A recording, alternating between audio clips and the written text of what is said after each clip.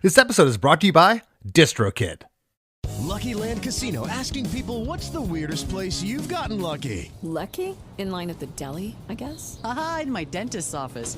More than once, actually. Do I have to say? Yes, you do. In the car before my kids' PTA meeting. Really? Yes. Excuse me, what's the weirdest place you've gotten lucky? I never win and tell. Well, there you have it. You can get lucky anywhere, playing at LuckyLandSlots.com. Play for free right now. Are you feeling lucky? No purchase necessary. Void where prohibited by law. 18 plus. Terms and conditions apply. See website for details.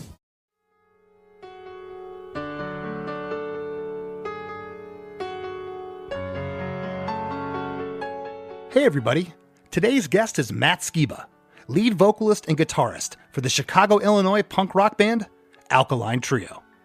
Together, we comb through and discuss the writing, recording, and inspiration behind the fan-favorite single, Time to Waste, taken from their 2005 album, Crimson. This is the second time Matt's been in the hot seat, and it was a pleasure as always. Time to Waste is my favorite Alkaline Trio song. Yeah, it's an awesome tune. And you've heard me say it time and time again here on Krista Makes a Podcast. But I have some really solid and beautiful memories attached to this song. A song that Matt said took a lot of work from everybody in the band and producer Jerry Finn. This wasn't written in 5 minutes. This took a while to figure out. The piano hook is haunting and instantly grabs you from the moment you hear it.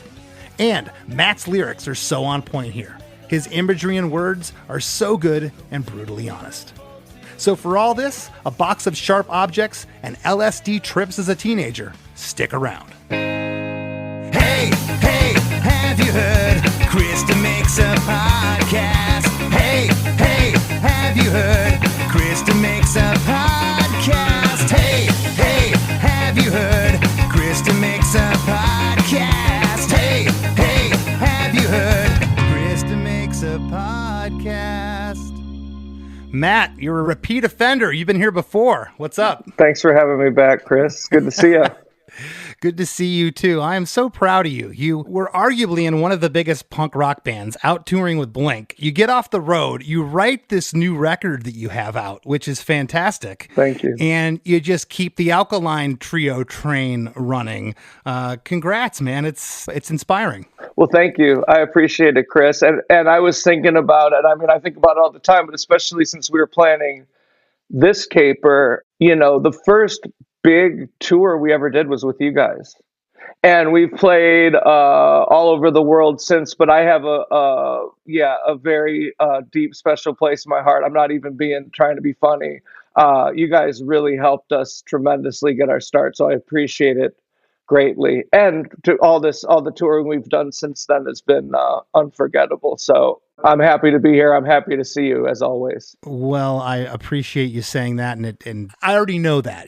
Thank you. You've always been an absolute dear friend, and one of the cruelest things, Matt, to me as I get older is the passage of time. And the song we're going to talk about today, Time to Waste, this song came out in 2005, and this was a later Alkaline Trio song for me at that point. This was like later Alkaline Trio. It wasn't the early stuff, God damn it, and things. Almost 20 years have passed since then, and I'm probably going to get a lot of flack. Of course, we had you on before talking about radio, but the listeners are going to be like, why didn't you pick this song? Sure. Okay, because you have so many great songs. But I talk about memories a lot on this show. And when we have memories attached to songs, it takes it to the next level. It hits you at a cellular, molecular level. It hits you inside in a way that 20 years from now, you'll be somewhere, you hear that song, and it'll take you right back. You can smell the building you were in. It takes you right back. This is kind of one of those songs for me. I had went through a divorce early 2000s, and I was just kind of trying to figure out life again. And this song, this record spoke to me. Crimson's awesome record. I ended up seeing you guys on this run at Janus Landing down in St. Petersburg. I remember coming out that night. And I remember being in the back. It was so packed. And you're from the stage saying, "This is Krista Bless and Jake's favorite song. Where is he?" And I couldn't get to the stage. Oh. You probably don't remember that, but I do. But I remember the show, and oddly enough, I remember us talking about it and playing it for you. But obviously, I didn't know you were in the rear with the gear, or the opposite at the front of the house, and not. But I don't remember that, but I remember that show, and I remember dedicating the song to you. I was with a bunch of friends. This one woman I used to know, she was such a big fan of yours, and she's just like, they're calling you, they're calling you. Yeah, I was that guy. But Time to Waste, this song is awesome. And, you know, rehearing it, it's been a second since I listened to it. And I did the old car test. I cranked it up last night. It's massive. The production is so good. Jerry Finn, of course, rest in peace. Jerry did this record, but take me back. This is track 1 out of 13 on the record. Take me back to writing Time to Waste. Let's see. Well, with Jerry, we did a couple records with Jerry. In fact, I have one of the few pictures. Did you ever work with Jerry? No, unfortunately, we never had the opportunity. I have a picture of me and Jerry, or Jerry and his wife at my wedding, interestingly enough, and we'll get into that because it is relevant to the song. But so with Finn, we would, gosh, it really has been over 20 years, hasn't it? Well, it has. And let me just stop you there real quick before you continue, Matt. You know, on the Crimson, I believe it's like a deluxe reissue, there's a demo of this song. And I went and listened to the demo. Wow, it was a pretty advanced demo. It sounded like a kind of a drum machine loop intro, but it does sound like real drums after that. And we'll get into that. I'll break it down very briefly in a little bit. But it sounds like you guys had the nucleus of the song before you went to record it. Yeah, and so Jerry, we would send demos to each other. I'm trying to think, so when we wrote that song, I was living in the Bay Area at the time. That was 2004, did you say? The record came out in 2005, so yeah, this would have been probably 2004 you were writing it. Yeah, we would have been sending demos to each other and to Jerry, and gosh, I'll have to listen to the demo again, because there were a couple different demos of that song, of all the songs, I think. Like, there were the initial demos where it was probably just me and an acoustic guitar that may or may not have been sent to Finn. Sorry, I'm trying to remember, but I'm doing it out loud. I love it. No, it's perfect because I actually saw there was an acoustic version of this on the deluxe. Maybe that was your initial acoustic demo, but this demo kind of sounds like a working demo where maybe you kept Derek's drums on this because it sounds like a pretty darn good drum take, but your vocals different. A couple lyrics here are missed, but for the most part, the song's there. The arrangement's a little bit different than what you ended up with.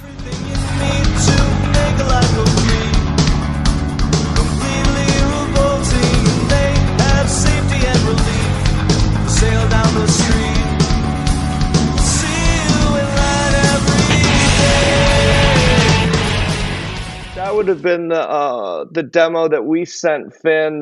That you know, as we were writing, he was involved with the writing process. But once we started, he would just kind of chime in and say, "I really like this song. I really like that song, and I really dislike this song." Time to Waste was one of his favorites early on, I remember. So the demo, if it has drums and everything on it, Derek would have been mostly responsible for that, because at that time, both Derek and Dan were really getting into recording and buying gear, and we were demoing them so that we had all the bits and bobs and everything ready to go for the studio, as you usually do, or as we used to usually do, I should say. But so we demoed that song and had it pretty much written by the time we got into the studio, as a part of like pre-production with Jerry, then pre-production with Jerry. So the song itself, like a lot of our songs, and I don't know how you do it, but it usually starts with the guitar on a couch, you know, somewhere, whether it's on a tour bus or in your living room or whatever the case may be. Somebody thinks of at least the impetus or the humble beginnings of the song somewhere. Usually for me, it's on a couch.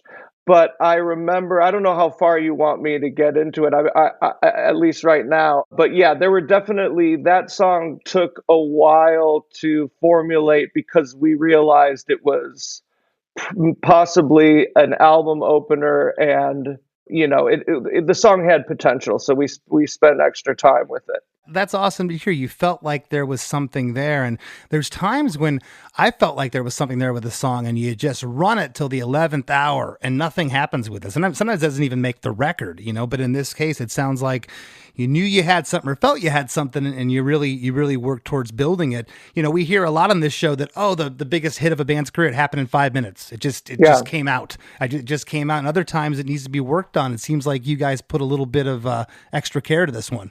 Yeah, more than and the whole record, like the Crimson record, I don't know if it was because we had, well, for whatever reason, we really decided to make this like orchestral thing. Like we definitely wanted to, we had the ability to use all this new technology and all these new instruments and whatever. We used, there's a lot going on that record. Oh yeah. But that song particularly, and I think it was Jerry Finn who pointed it out. So I mean, we had everyone that was involved with it, like our pianist Roger Manning Jr. did that.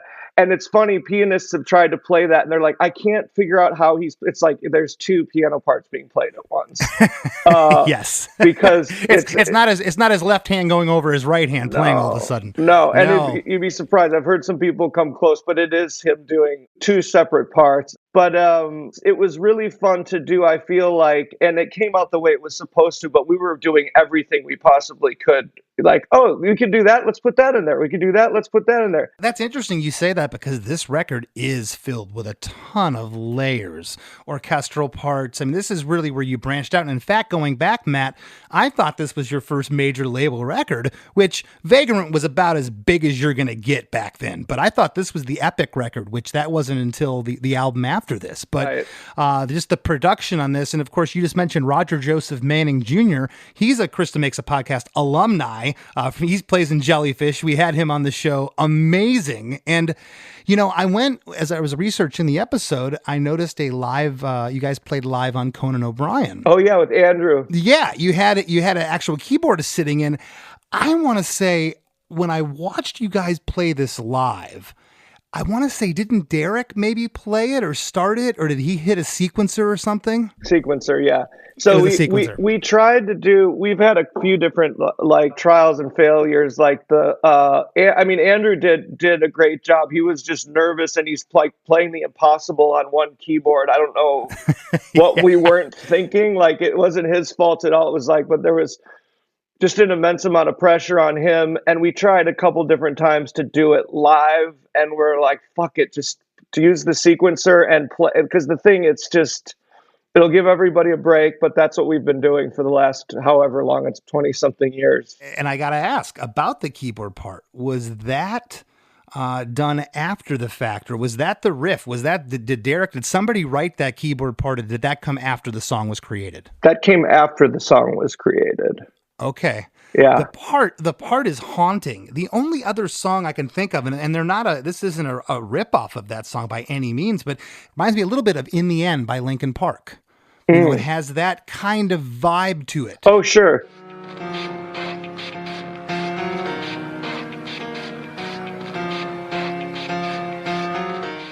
It hooks you in, whether you like piano or not. I don't care if you're a death metal guy. When you hear this, and there's something almost Halloween about this. Well, yeah. Well, I was just going to say it's very John Carpenter. Yeah. So, like, I was going to say, if you are a metal guy, you might like it because John Carpenter did the music. If I'm not mistaken, John Carpenter came up with the Halloween movie theme music, and of course, like The Exorcist theme music is on a piano. So yeah, that was definitely an intentional kind of like the piano.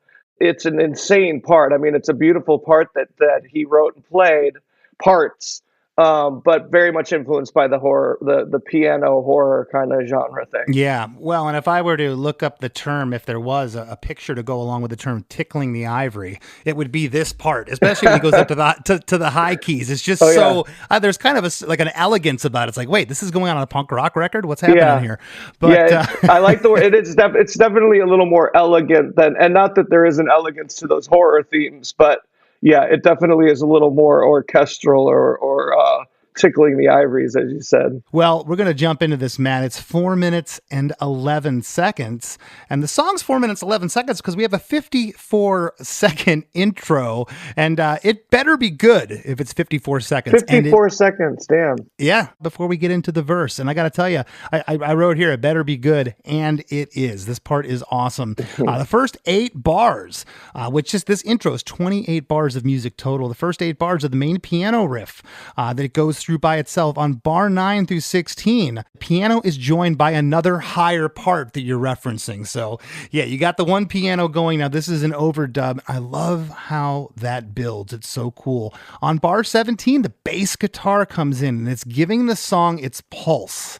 It's got that eye of the tiger. It just kind of trill that's going on to it. And the tone is absolutely monstrous. I love it. The stereo guitars are ringing out and there's a hi-hat shuffle thing, keeping things moving for 4 bars. And then the last 8 bars are an all-out sonic assault. The piano continues along with the bass, drums, and stereo guitars in octaves.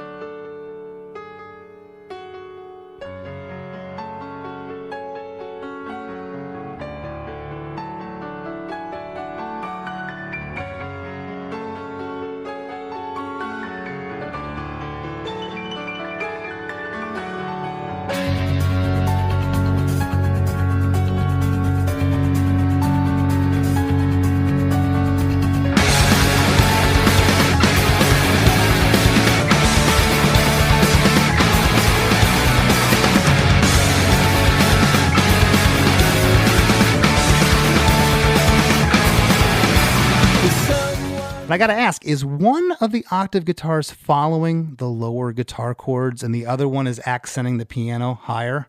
I think I'm hearing 2 octaves there. I'm pretty sure. Like I said, there's so many layers on that thing.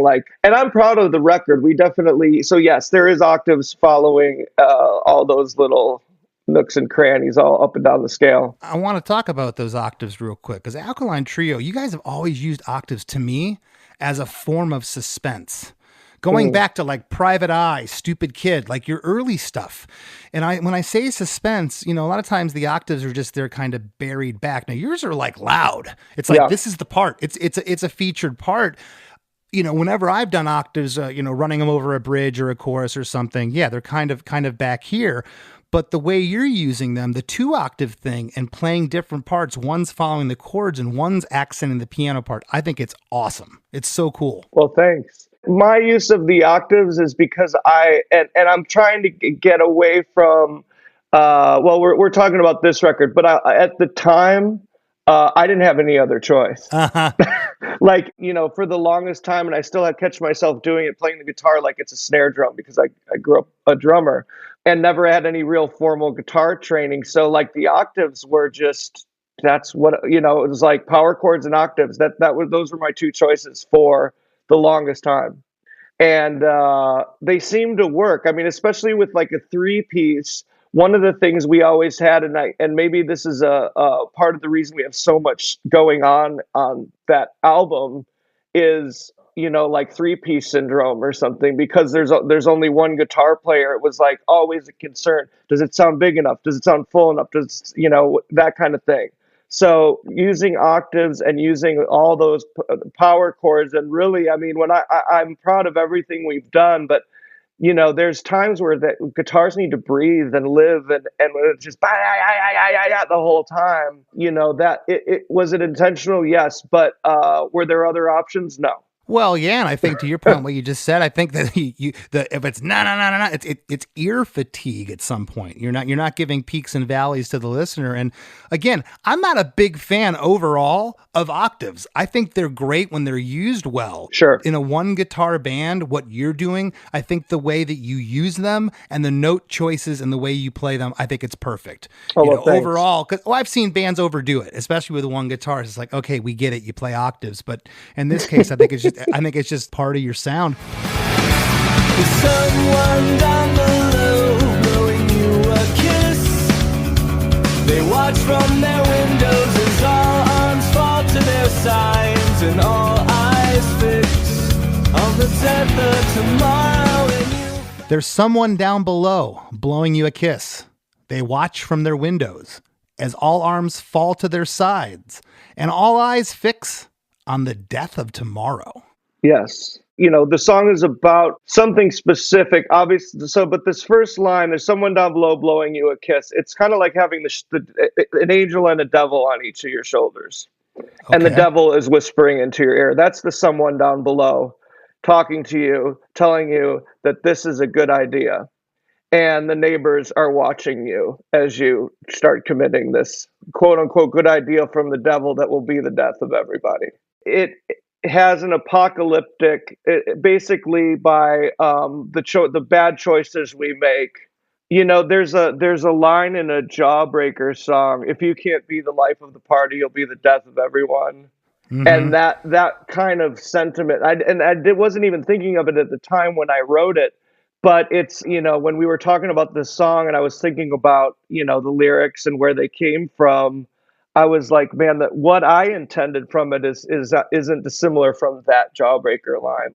I'll only speak for myself, but being like a waste case for so long, and hopefully having learned from it, it's like you're having a great time, but you're destroying everything around you, including friendships, or maybe you know, somebody wanted to sleep with you that night. That's gone. Or literal furniture, you know, or whatever it is. And I was never really one into like smashing things or throwing TVs out of windows, but I definitely made a mess for a long time. So that's kind of in reference to that, mostly of myself. I love the imagery in your lyrics, and I probably asked you this before. I don't recall this lyric, for instance. Is this in a Matt Skiba journal? Do you just keep books over to the side filled with lyrics and you reference them later, or was this written specifically for the song? Most of this stuff I do keep journals. I don't do it as often as I should. On the tour we just did, I kept a journal and wrote it in every day. Good for you. And not necessarily anything specific, just writing to write, just to exercise that part. Some of it was about what happened that day or what I was seeing while I wrote it. Sometimes it was just creative or stream of consciousness, but just writing. I don't know if you feel the same way, but just writing feels good. So, you know, as long as you don't have other things weighing on you, just a blank piece of paper and a nice pen is like heaven for me. So I keep I keep journals. I actually was straightening my place, and I have a bag of like a book bag filled with these lyric books. I found Time to Waste lyrics. Oh, wow. That some of it was mined from just like a journal writing, but the main body of the main song lyrics were written specifically for this, to answer your question. Okay, awesome. Well, the drums in this verse, it's a killer groove, and the hi-hat work is just what Derek's doing on the hi-hat is so cool. Derek's a sicko. The bass is pulsing along here, as I mentioned from the top. It's just it's kind of, to me, the heartbeat of this song, and the stereo guitars are ringing out, accenting the back half of the second part of the lyrics with big chord changes, and the vocal delay treatment here is killer. It's very new wave. I mean, you've wore your influences on your sleeve. I can, just the way this vocal is, it sounds like something, I don't know, Duran Duran 80s vocal treatment or something. It's absolutely awesome. On line 2, they watch from their windows. On Watch from Their Windows, we get the first harmony in the song. It's a low harmony panned off right. It's very haunting, very cool. And I got to ask, there is some good treatment on the vocal here, and it makes it a little hard. I know the chorus, I can hear your vocals are doubled. Do you recall if the verse is doubled? Jerry was a fan of doubling almost everything. I don't remember if we used it though. We would double a lot of stuff and then maybe end up not using it, or he would, you know, pan things. What he actually did on the vocal, I can't.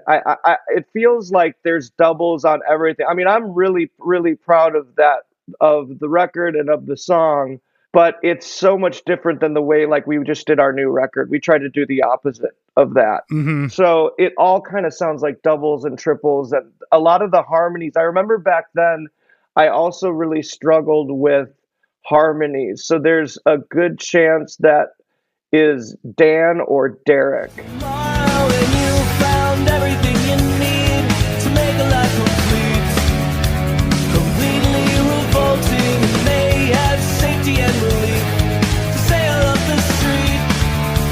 I see you in line every day. And you found everything you need to make a life complete, completely revolting, and they have safety and relief for sail up the street. I see you in line every day. Over the years, it's morphed into you'll see me in line every day. But it's the same sentiment. I'll be there. I'll be the one in line at the proverbial methadone clinic or the pharmacy or the bar or whatever it is that you're using for your escape vehicle. So at the time, like I had just started getting, I never like broke bones or really hurt myself. I grew up playing soccer. I grew up, sorry to the Brits, footy and skateboarding. So, but I was, you know, an active kid, but never really got hurt until I got older. And around this time is when I got my first knee surgery. And that's where I found this stuff called Vicodin and got, you know, almost immediate. I mean, I remember the first time I took it for, you know, post-op, and just thinking like, I want to feel like this all the time. Oh. And so that is a reference to what became a fairly vicious pill addiction. Finding everything you need to make your life completely revolting is finding your drug of choice and it grabbing you by the throat and dragging you with it rather than the other way around, if that makes sense. It does. Yeah, it does make sense. It's heavy, and thanks for sharing that. I mean, I knew you always liked to party, as a lot of our friends do on the road, but I had no idea that, you know, it had gotten that bad for you. And even back then it hadn't gotten as bad as it did. But I knew I was in trouble. And I, if nothing else, maybe I knew I had an inkling of what it's like to, because I'd also I'd partied, but I can party or not party. I never had like a physical addiction to alcohol. I never had a physical addiction to anything else that you know, like I was never addicted to anything. Cigarettes, you know, kind of same thing. I could take or leave. But I started to have an understanding of what it's like to be truly physically addicted to something. Wow. So that's a reference to that.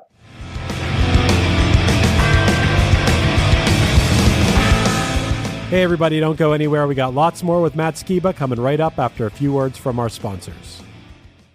Looking to elevate your music career? DistroKid is a digital music distribution service that enables musicians to distribute their music to online stores and streaming platforms such as Spotify, Apple Music, YouTube Music, Amazon, Tidal, and many more. DistroKid collects earnings and payments, sending them to you, the artist. With DistroKid, artists unlock a world of possibilities. From easily paying collaborators with splits to securing your music with DistroLock, DistroKid covers all bases. Plus, you can promote your releases with Hyperfollow and create eye-catching visuals with a Spotify Canvas generator, all for free. But that's not all. Introducing the DistroKid app, now available on iOS and Android. Artists can manage their releases, view streaming stats, and withdraw earnings, all from the palm of their hand. And for those looking to perfect their sound, check out Mixia. With its simple interface and customizable mastering options, artists can make their music sound polished and professional within minutes. And don't forget about Instant Share, DistroKid's newest feature. Share large files securely with collaborators, producers, and more, ensuring your music streams at the highest quality. Ready to take your music to the next level? Download the DistroKid app and explore their suite of tools today. Plus, listeners can enjoy 30% off their first year by visiting distrokid.com/VIP/demakes. That's distrokid.com/VIP/demakes. Hey friends, have you been loving Chris DeMakes a Podcast? Well, spread the love by leaving a 5-star review on Apple Podcasts and Spotify. Don't hesitate to share what you enjoy about the show in an actual written review on Apple Podcasts. Not only does it help more people discover us, but we often read reviews in the wrap segment of the show. It's a quick, cost-free way to support us and takes just a minute of your time. Your reviews mean the world to us and help us keep the podcast thriving. Thank you for being a listener, and thank you for being a friend. I can't go on wishing this one wasn't something I can't hide. Like a werewolf. And now, back to the show. Well, the back half of verse 1, the stereo guitars get a bit more playful here, and I love the back and forth between the chords and the single note phrasing you have. The guitars sound so tough here. Revolting, they have safety and relief to sail up the street. I see you in Do you recall that happening? Was it all chords? Did Jerry suggest, hey, maybe go, because it just sounds so good? Yeah, I'm pretty sure. The other thing too and I'm sure you know this from knowing Derek for so long, but Derek is as good of a guitar player as he is a drummer. I mean, Yes. The guy is a shredding musician, and I've never been precious about. Obviously, we don't want to do anything that I can't play live, but there's definitely been times where maybe there's this. I mean, Derek made a lot of suggestions. Dan is an amazing player and made a lot of suggestions. So maybe one of them played it. One of them might have played it, yes. Cool. And thanks for sharing that. My listeners know this. There's times when I just can't play a part clean.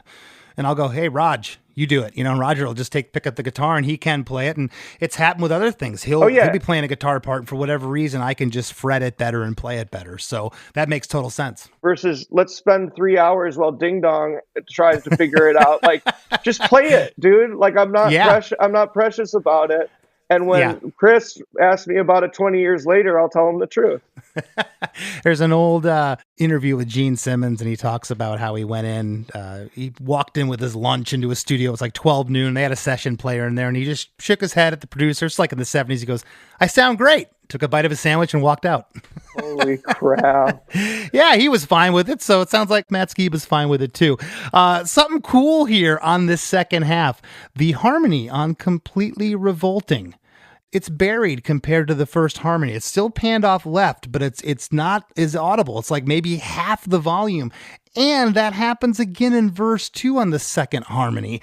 Any idea? Do you recall that? Usually they're they might be pretty close in volume, and other times it's the performance. Maybe you didn't sing it as hard or something, but it happens both times here in verse 1 and verse 2. Yeah, I'm pretty sure that Derek, and I'm sorry, Dan, if you listen to this and I'm wrong, but Derek and I have a similar timbre. Is that the right word? Our voice. And Derek can kind of sound, and especially back then, it was like he would come up with parts that Dan and I mutually or respectively, Derek could sound like Dan, or he could sound like me, or kind of sound like him. I mean, could really kind of morph into just being that kind of neutral, whether it's a harmony or any sort of or any sort of backup. I would say with Jerry Finn, everything was intentional, as far as the mix is concerned.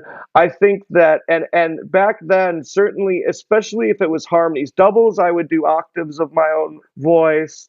I would do the simple stuff, but the harmony there, I would almost put money on it was Derek.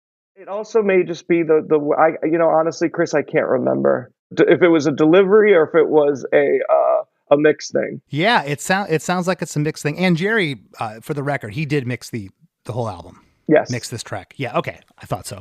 Chorus 1 comes right off of verse 1. And I love that the chorus goes for one whole bar before the vocals kick in.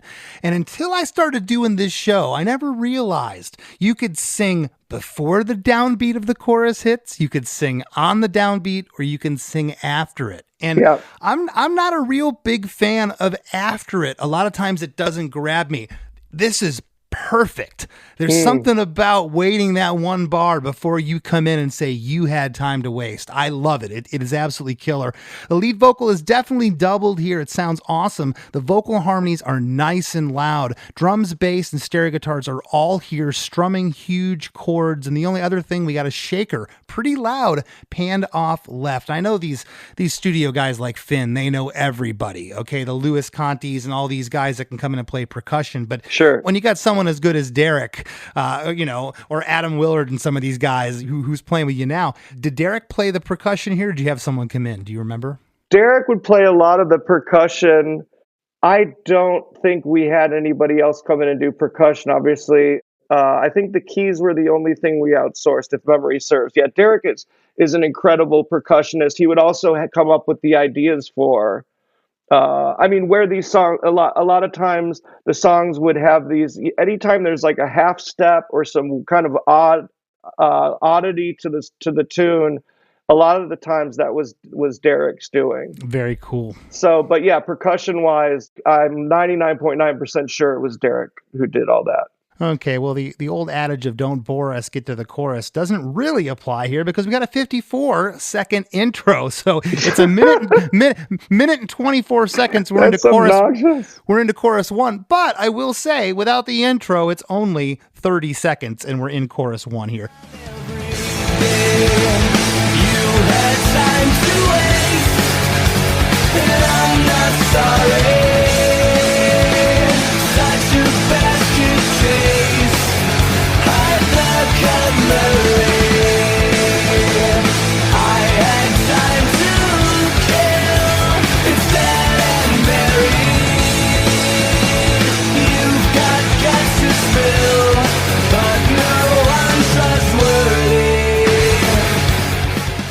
You had time to waste, and I'm not sorry. Such a basket case. Hide the cutlery. I had time to kill. It's dead and buried. You've got guts to spill, but no one trustworthy. Matt, until 2 days ago, I had no idea that you said hide the cutlery. Yes. That kills me. It kills me because if I wrote that lyric down, I could hear my guys freaking out from behind the glass like, what? This is such a Skiba lyric. It is so good. Well, thank you. It's also kind of based in truth. When I was in high school, me and my buddies started fucking around with this stuff called LSD. And I was always, I mean, I never got deep into it. Some of my friends took a lot more than I did and somehow turned everybody's fine. But I had seen this show about a kid that had, I don't know if it was acid, but he'd taken some kind of drugs and went to sleep. And in the middle, his defense was he was sleepwalking and killed his family. Oh. This is something that actually happened. And I saw it as a young kid, and I always had this horrible, because my family, I'm close with both of my sisters, both my parents are awesome. But we started monkeying around with acid, and I had all these art supplies in my bed. I've never told anyone this, I don't think. But I had like X-Acto knives and scissors and all this sharp shit in my bedroom. And I had like a thing that you could close and lock. And I would take all the sharp objects in my room when I was high on acid and lock them in this box so that I didn't sleepwalk and kill my family. Like, this is when I was like 13, 14. Yeah. So such a basket case, hide the cutlery is something that I think I locked up the cutlery like maybe 2 or 3 times in my life, but that's the true story. Well, for a 13 or 14-year-old on acid, it sounds like you had at least some forethought of how the evening was going to go. Yeah, it's like, shit's been awesome. I don't want to kill my family, so let's lock up the X-Acto knives. But I always thought it really was more in reference to that. It was like when America's Most Wanted, maybe it's still on, but it was like one of those kind of like true crime shows. And this this teenage kid, like, axed his family. I don't know whatever became of it. I don't remember his name, but it was supposedly a true story. And so it was more about him than I was like, I'm pretty sure I'd never like kill my family, but just to make sure that one kid in Pennsylvania or whatever it was did it. And so, yeah, that line and that whole kind of like stanza or whatever is sort of in reference to drugs or to alcohol or to whatever. It wasn't even necessarily specifically about me, just about one who loses control. And like the hide the cutlery thing, I don't know how I made the connection, but somebody destroying their lives for nothing, it's like kind of where the whole idea of the song came from, like this time to kill and have it being something that you hurt someone, you kill somebody, you're going away forever because of it, kind of thing. And applying that to just everyday decisions like opening a beer or taking a tab of acid or taking some pills or whatever the case may be. Any sort of self-medication that does not end well. Gotcha. Well, we get harmonies on And I'm Not Sorry, Hide the Cutlery, and on It's Dead and Buried. Like I said, those harmonies are nice and loud. They're killer. And then coming out of chorus 1, we get a 4-bar variation of the intro. Same feel, but this part is basically the outro of the song, okay? But this is the first time we hear it. Except here, there are octaves guitar on the second and third bars. On bar 4, we get those sinister single guitar notes and a great drum fill to lead us into verse 2.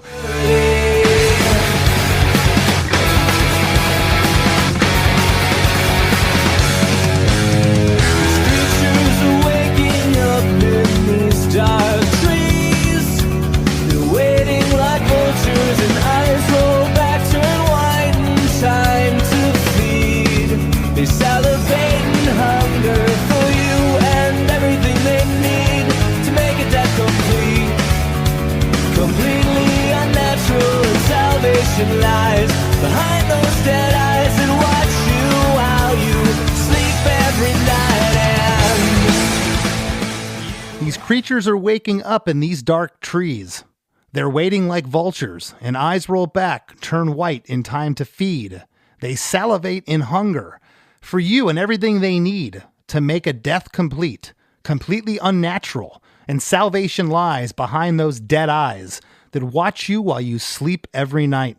And man, listen, I've known you for 25 or plus years, and I'm not just saying this. I love your lyrics, man. I have lyric envy, and that's one of the big things with your fans. You've heard it hundreds of millions of times, thousands of times, is your lyrics. They're captivating. And what's going on in verse 2 here? It's awesome. So verse 2 is kind of like what we talked about in verse 1, but outside sources, like feeling like, like people can't wait to watch. It's like what they call schadenfreude, laughing at others' misfortune. We don't have an English word for it. So the second verse is like, the decision to whether conscious or unconsciously destroy one's life. The second verse has to do with people watching you do it and laughing and getting amusement out of your self-destruction. Those people that want to drag you down at whatever expense. Sure. Or watch from their perch because you're distracting away from their own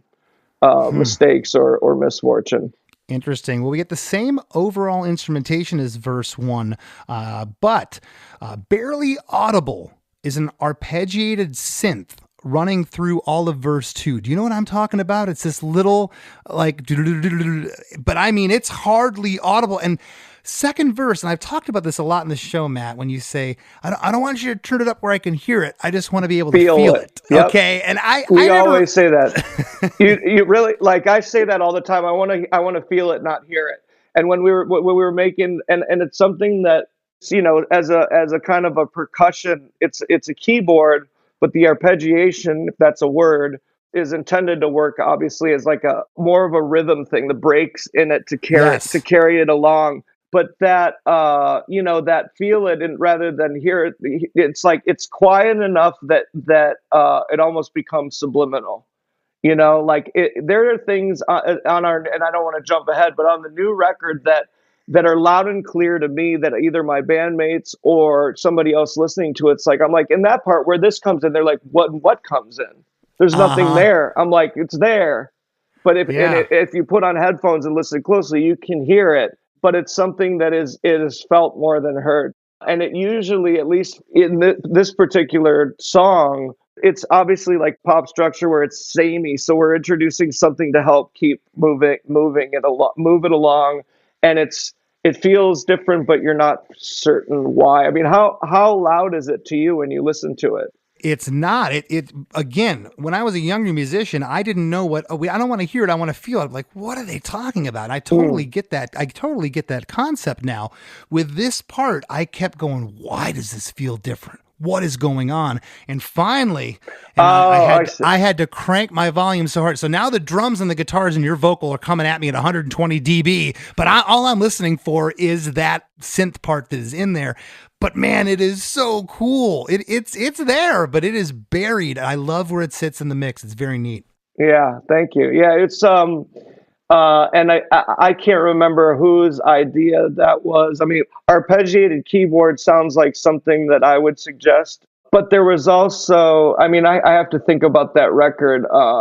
It was a collective effort, but the more, technical or studio-y the thing is, that you definitely you have Finn to thank, or Derek and Dan too. Yeah, who knows? You got a great caliber of talent there.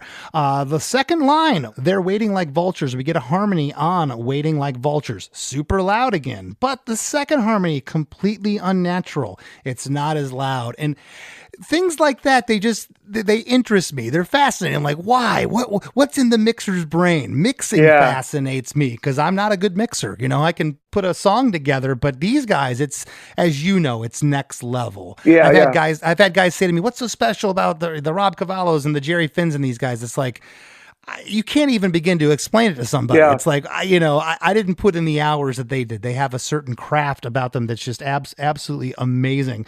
Verse 2 goes right into chorus 2. Same overall instrumentation as chorus 1, and the same vocal placements as well. Same harmonies are here, and then we get into a 16-bar bridge. You had time to waste, and I'm not sorry. Such a basket case, hide that cutlery.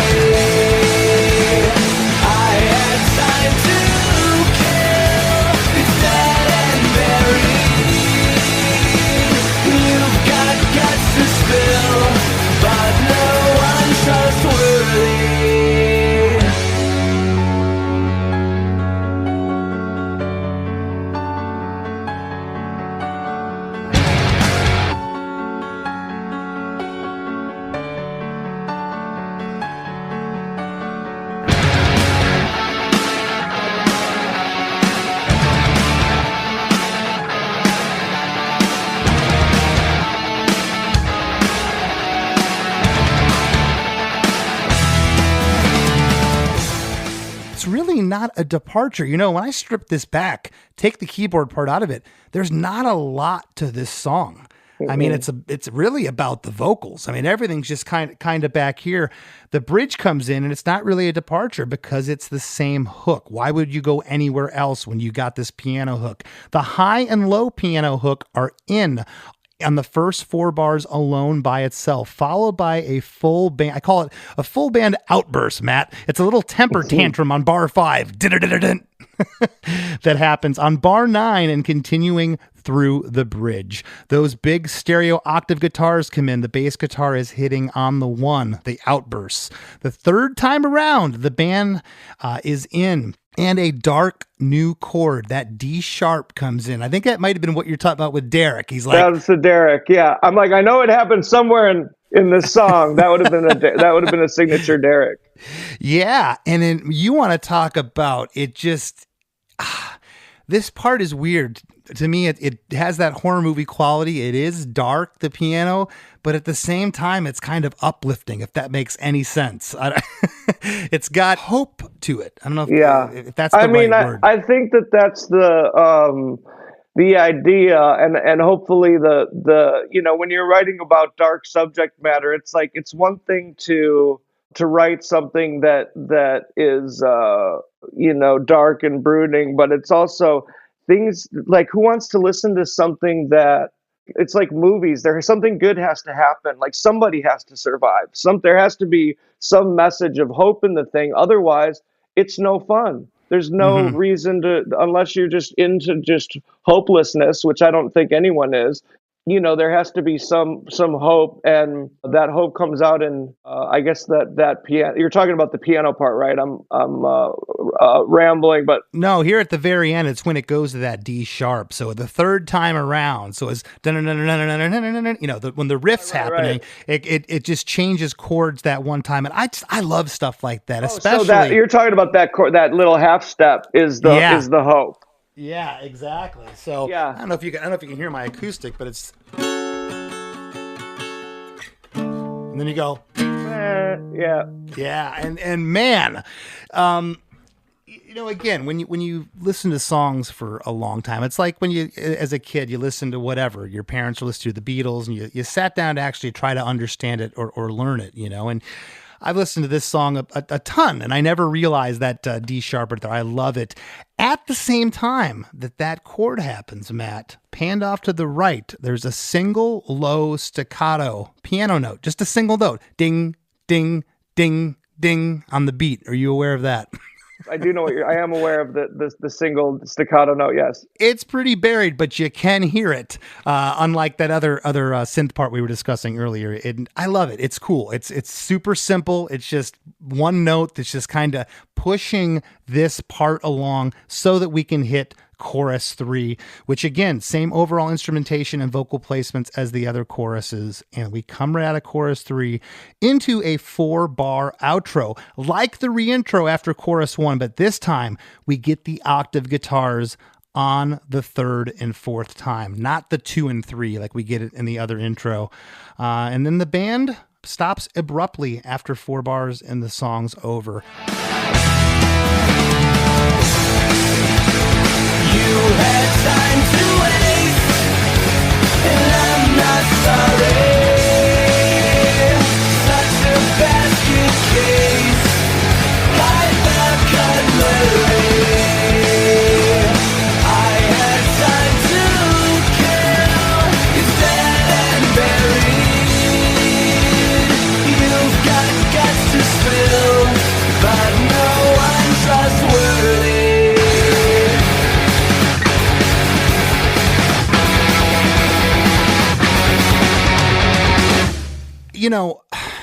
Coulda, woulda, shoulda, hindsight's 2020, whatever. This song to me was the definitive song at that point of your career. And I still think that way. I think this is one of the best Alkaline Trio songs. And I have to ask you, when you go out on your most recent tour, you just got home about 2 weeks ago, what's the reaction to this song now that 20 years has passed? It's amazing. It's actually at least on this last run, it was the last song of the set. So, and it's a song, it's like we play, you were talking about earlier how bands, we might define hits differently the way than other bands define hits, but our fan favorite Radio that we always end up playing last because that's the way it's always been. That was an afterthought. We need another song for this record. We can't have whatever it was, 11 song. We needed a 12 song or an 11th song. So it was something that we wrote in like 5 minutes. Yeah. Just kind of like shout out. And that becomes the biggest thing going back to what you said earlier.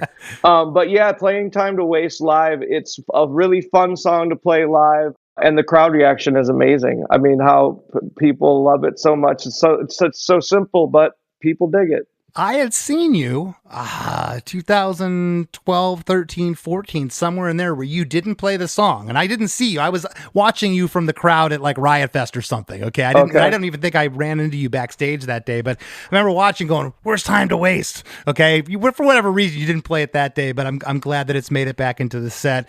I'll tell you again, your new record is fantastic. I'm glad that you guys are just, we're still here, man. You're still doing your thing. I think that I can speak for your band, like my band, for whatever reason, we're bigger than we've ever been. The fans just keep showing up. And yeah, it's amazing. And all the, I'm sure that with you guys too, all the little guys, all the little Groms at the show, sometimes it's their first show, sometimes it's their 5th Less Than Jake show, depending on how old they are or whatever. It's just I'm so grateful to all of our fans, but the fans bringing their families into it, and the kids are genuinely psyched to be there. It's not like they're getting dragged to church or whatever it is. They want to be there. They're wearing the shirt and everything. And it's amazing. I'm glad to hear the same is happening for you guys. I can't wait for Europe together. It's going to be great. I know. I can't wait either. And speaking of, what else is going on with Alkaline Trio? What do you got coming up before we break here? Oh, what do we have coming up? Next is Europe with you guys and Descendants. Yeah. So I got a couple months. We've been busy with the record, so we've got a little break now. I'm thankful to say. Perfect. Well, I can't wait to see you this summer, and thank you so much for sitting in again. I love you, man. You know that. I love you too, Chris. Thanks for having me, man. You thought to call me out that one time. Thought that I heard gunfire. I stepped outside, left a message saying hi. I answered from a firefight. Told you it's It's a bad time, but I can talk. I really wanna talk to you. I'm stopped by killer robots, and I'm pretty sure they're bulletproof. It's a bad time. Hey everybody, the song you're hearing under me is Bad Time from Alkaline Trio's new album, Blood, Hair, and Eyeballs. I'm sure I don't have to tell a lot of you listening right now how good this album is, but if you haven't checked it out yet, go do that. It's amazing. And don't go anywhere. We got lots more Krista Makes a Podcast coming right up after a few words from our sponsors. Judy was boring. Hello. Then Judy discovered ChumbaCasino.com. It's my little escape. Now Judy's the life of the party. Oh, baby, mama's bringing home the bacon. Whoa, take it easy, Judy. The Chumba life is for everybody. So go to ChumbaCasino.com and play over 100 casino-style games. Join today and play for free for your chance to redeem some serious prizes. ChumbaCasino.com. No purchase necessary. Void where prohibited by law. 18 plus terms and conditions apply. See website for details. Hey there, Krista Makes a Podcast listeners. Ready to take your podcast experience to the next level? By signing up for the supporting cast at KristaMakes.com, you not only ensure the continued production of our show, but also unlock exclusive perks. Subscribers receive a weekly bonus episode of our other podcast, The After Party, co-hosted by Chris Fafalius and myself. Many fans rave that The After Party is just as enjoyable as the main show. And with close to 200 music-centric episodes in the archive, there's a treasure trove of entertainment awaiting you. Thank you for tuning in and for your support in keeping the podcast going strong. Join us at KristaMakes.com and let's keep the fun conversations going. As we near the end of the show, here's a band you might not know. Welcome to this week's Band You Might Not Know. If you'd like your band to be considered for Krista Makes a Podcast, email your best song via MP3 only and a short bio to bandyoumightnotknow@gmail.com. This week's feature artist is Mean Mistreater, a heavy rock band from Austin, Texas. Their press release had me, and inspired by bands such as Chastain, Warlock, and Wasp. That was all I needed to hear. Their debut album, Razor Wire, is out now, and here's a snippet of that title track, Razor Wire.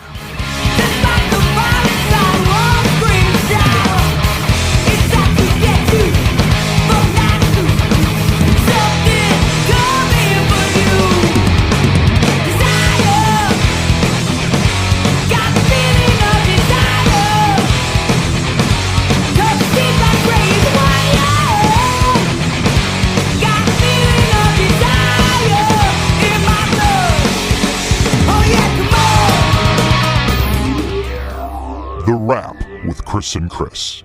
Chris, I think our listeners are going to be excited that Matt Skiba is finally back. It's been a long time. He was here in our first year, and you've become quite the song deconstructor over the course of these 4 years, so I'm glad we could have Matt back. Not that you weren't good back then, but I feel like you've gotten better.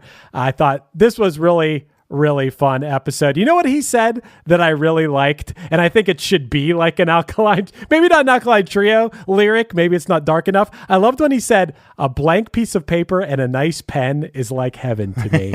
I thought that was so nice. Yes, I did. Do remember him reciting that in the episode. He's just, Matt's great. He's, I hope his troubles are far behind him. He alluded to it. He's just one of those troubled soul lyricists. He writes these just dark lyrics, but with these poppy overtones of music. And as I said to him, his fans, that's one of the first things they say about Alkaline Trio songs is his lyrics. I love the imagery, and I said to him, and I tried to say this as nice as I could. I didn't want to make him feel like I thought it's a stupid lyric. It's not at all. I don't think I could sing Cutlery and make it believable. Yeah. And the story behind that, man, that was an incredible story. I told you, I'm always thinking of like what little clips I'm going to cut out and like make reels and TikToks of. I'm like 36 minutes in, I got this Cutlery story. This is great. Yeah. And like you said, that's what a lot of people come to Alkaline Trio for, the lyrics. I don't think that's all they come for. If the music wasn't good, they're not going to like the lyrics, but I do think that's a big part of it. The dark imagery. This song is no exception to the dark imagery. And I may have said this last time, but it's so funny that Matt is known for these dark lyrics, and he may seem intimidating or something, but he's so nice. He's such a nice guy. He's the nicest guy ever. And, there's just, I would never say this to him. I wouldn't, want to make him feel weird or anything, but, there's star quality that certain people have. And Matt's one of those. From the very first time I met him, it was just Skiba, Skiba, Skiba, Skiba, people whispering, talking like he's got this presence. He has this thing. And lyrically, like I said, I have lyric envy. He's one of my favorite lyricists. I love the imagery that he paints. Yeah, there were some other things he said I thought were pretty interesting. One of those things being that power chords and octaves were his two choices for the longest time. And he basically alluded to the fact that it was because he was pretty limited. He was a drummer earlier, and he kind of knew what he knew on guitar. I couldn't tell, or I didn't know. I thought that was just a choice that he made. But I think it's really interesting when you have some sort of limitation and you turn it into a strength. The way that Alkaline Trio uses the octaves in their songs, it's part of their signature sound. And when he said that, I was like, oh, I didn't even know. I thought maybe it was just a choice not to like shred on the guitar or something, No, I think that's very cool. And he's admitted he's a drummer first and everything kind of comes later. I also thought it was cool that he talked about, the drummer of this record, Derek Grant, hey, pick up the guitar if you can play it better. I'm not precious about that. I think that's very cool because, early on it was hard for me to discern, okay, live is live and making a record is making a record. And that's the way you have to approach it. And it sounds like, he was just completely forthcoming with that. The other thing I thought was cool was basically at points, a lot of points, he was just like, man, I just don't remember. I don't know. I probably should have listened to this. I probably should have referenced it. And this is just as fun for me to be able to think after, well, maybe the guest or the artist, maybe they went back and listened to their song. I've kind of, inspired them to go back and listen to something. I'm glad they don't all go back. And one last thing I want to say, Chris, about what I'm talking about is we're pretty lucky here on the show if you think about it. And I thought about that when he was talking, just at how most of the artists can remember. Yeah. They will tell you, oh yeah, that was this. And I mean, we're going back 15, 20, sometimes 25, 30 years. So it's remarkable. I do think it's amazing how much people do remember because I don't remember a lot of stuff. So I'm always like really impressed at how well, you're going back 20 years here. We've had dudes on here 30 years, 40 years ago, and they're remembering little things. And also, I think we've been really lucky, Chris, not with Skiba today because he had been on here before, but I always hold my breath when you first start reading the lyrics to the guest because I'm like, are they ready for this? Are they ready for some guy to be reading them their lyrics to them? And luckily, no one's ever gotten too weirded out by that. And on top of that, I'm always impressed at how much people open up about what the lyrics are about. I mean, obviously Matt did that today. There were a few things where I was like, wow, I'm sure that it's really going to resonate with a lot of people, some of the things he said, because, things that he's gone through, I don't think are unique to him. I think a lot of people have experienced those same sort of things and can take away, an extra layer of appreciation for an episode like this. So I thought this was awesome. It was. And I got memories attached to this song. How many times we talked about that? That's really what it is. I mean, do they have better songs pound for pound? Maybe. I love this song. It'll always be my number one Alkaline Trio song. I absolutely love it. And Chris, I want to tell the listeners right now, we are so stoked to tell you that our supporting cast, we have more members now than we've ever had. Thank you so much for continuing to support us. Head over to chrisdemakes.com if you'd like bonus episodes of the After Party, where Chris and I will come at you once a week with other cool stuff. chrisdemakes.com. Head over there and be part of the After Party. Yeah. Hey, that supporting cast, that helps us continue making incredible, I like to assume they're incredible.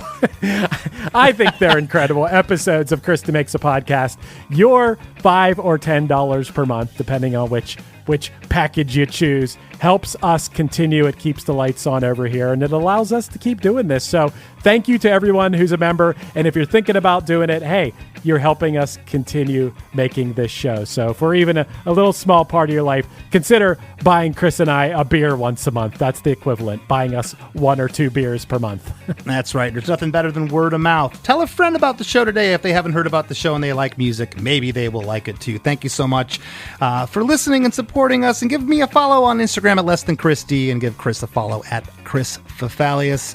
And if you haven't already, please join our Krista Makes a Podcast Facebook page and give us a follow on the Krista Makes a Podcast Instagram page. Want to thank this week's guest, a repeat offender, Matt Skiba, for sitting in with us, and we'll see you next time.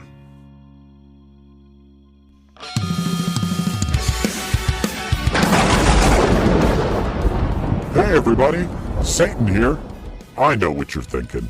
Jesus Christ, Satan has a podcast now too? No, that's not it. But I am here to tell you about a podcast, and it's one that's all about my favorite band, Punchline. Not the band you expected me to say, right? You probably figured I'd like Slayer, or maybe some backwards Beatles records or something. Those are okay. But you usually find me rocking out to fan-favorite Punchline albums like Action or Lion while I'm torturing dead people for all of eternity.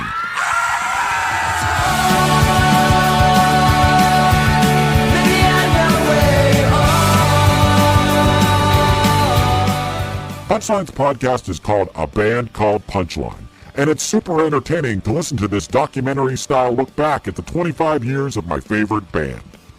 Honestly, I'm really feeling like I'm getting to know these guys, and their story is amazing. I'm so ready for them to get down here. I have so many questions. I gotta give them credit for catching on to my whole 37 thing, too. There's a reason why they're my favorite band, and if you listen to their podcast, they might become yours, too. A Band Called Punchline is available wherever you listen to podcasts. Check it out, and I'll see you all in hell.